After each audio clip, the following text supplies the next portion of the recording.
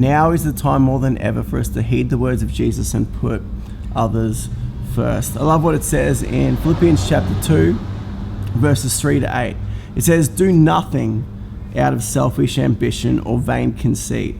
Rather, in humility, value others," I love this, "value others above yourselves, not looking to your own interests, but each of you to the interests of others.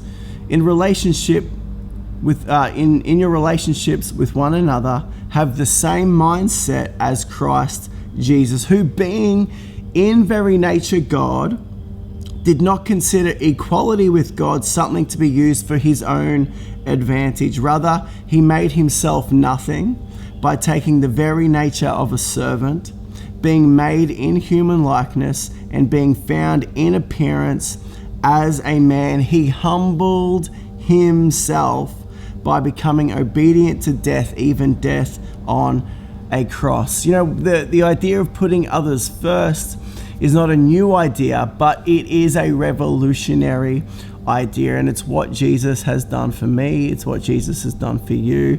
And I just want to take a moment and talk about what Jesus has done.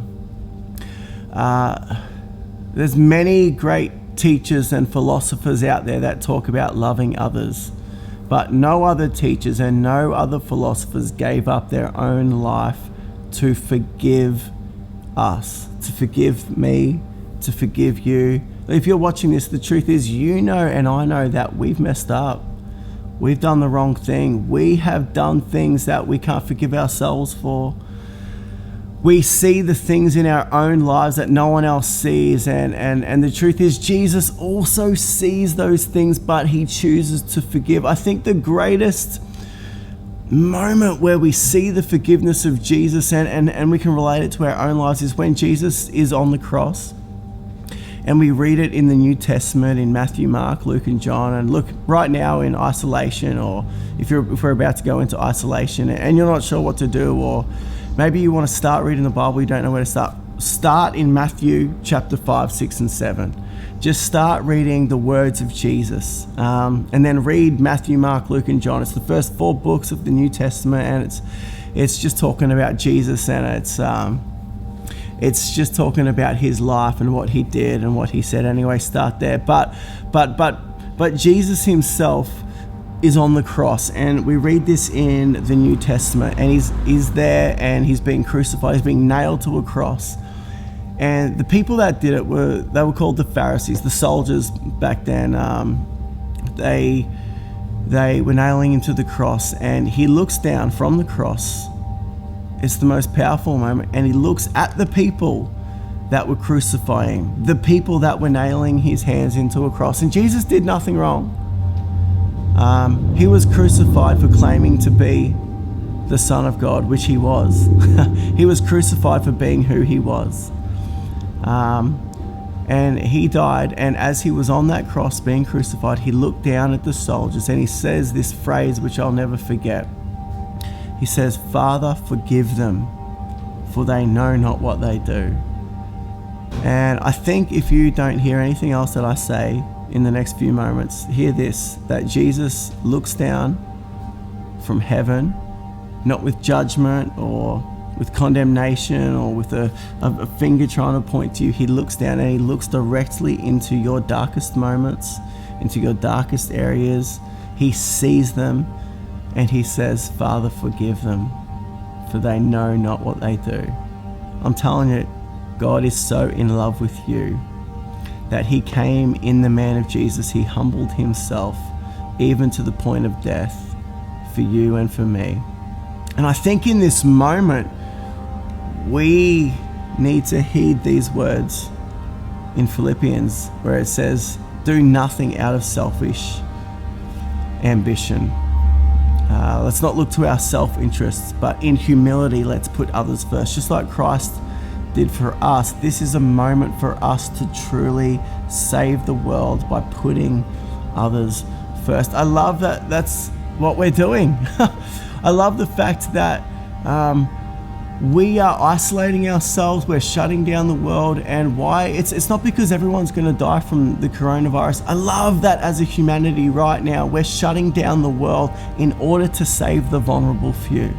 We are all sacrificing our own lives and money and finances and comfort to save the elderly, to save children, to save those that the virus is really going to affect. And I think it's amazing. We are putting others first. And I want to encourage you to let that idea flow through every decision you make over the next couple of seasons. So I was over this season, over the coronavirus season, I was standing at the coffee machine the other day and I was serving a customer, and every single person was asking me the same question. They were asking me, James, has your landlord given you cheaper rent? Have you spoke to your landlord yet? And as they were asking me, I felt like it was chipping away at my spirit, and I was like, something just didn't feel right about it. And I remember it was Monday morning, 10 a.m. And so I just had this conversation with someone, and they left, and I was cleaning the coffee out of one of the baskets, and I wiped it out with the tea towel. And just in my spirit, I just realized that this is not the conversation we need to be having right now.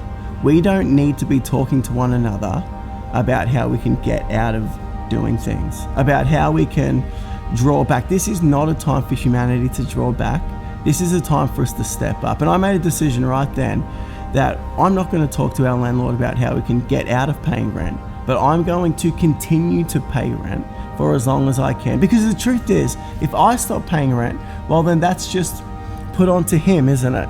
And then if that hardship's put onto him, well, he's just try and force the hardship onto other. And I reckon right now, for as long as possible, we need to hold off hardship. We need to hold off telling people, or trying to get from people. We need to put this idea off for as long as possible. I mean, we got a phone call from our real estate the other day saying, look, are you suffering hardship? And the truth is, everyone's suffering hardship. Yes, we have less money coming in. Yes, we're making less money on the cafe. Yes, I don't know if I'm still going to be able to get paid in a month or so. And they're like, look, write a letter and we're going to ask your landlords to reduce the rent. And straight away I hung up the phone, and I'm like, babe, we're not going to do that because we don't want to draw back in this season. I'm telling you, if we go into defense mode as a people, as a humanity, what will happen is this will go from a global pandemic to a global crisis. And what we need to do right now is not put ourselves first. We need to, for as long as we possibly can, put others first. I mean, if I just want a reduction on my rent, well, who's going to pay that right now? Now, I understand that the government's going to put things in place, and I think we should let the government put things in place. And as they put things in place, yes, they're going to sustain our country. They're going to do that. But now's not the time for us to put our own things in place. Now's not the time for us to go out and hoard food and for us to take more, because that is just going to make life worse for everybody. And I think now more than ever, we need to put others first. I just want to finish by saying this. Right now in this season, we can't do everything, but we can do something. We can't do everything, but we can do something. So for us, for me, we're not making much money. In fact, we're not even making enough money at the cafe to pay half the rent. Let alone, getting paid myself or whatever. And I'm not fearful or worried about that. I'm actually very excited. But the other day, people were coming in, and I'm like, you know what? Why am I charging people for coffee? Like, what difference is it going to make? This one person comes in, and they're a regular. They could afford their coffee. They're not hard done by, and I know that. But I was like, you know what? If I can't pay my rent, well, what can I do? I'll tell you what I can do. I can make someone's day. And a cup of coffee doesn't change someone's life. It's not like it changes anything really. But you know what a free cup of coffee does? In that moment, I decided, I'm going to stop charging for coffee. I'm going to start giving coffee away today. And it's not everything, but I'll tell you what it did do. It made someone smile. It made someone's day. It made them feel just a little bit more special than what they were feeling before they walked in. And I think we can all just do something little. Maybe when you're walking down the street, maybe you can just smile at someone. Maybe you could just give someone a virtual high five from 1.5 meters away.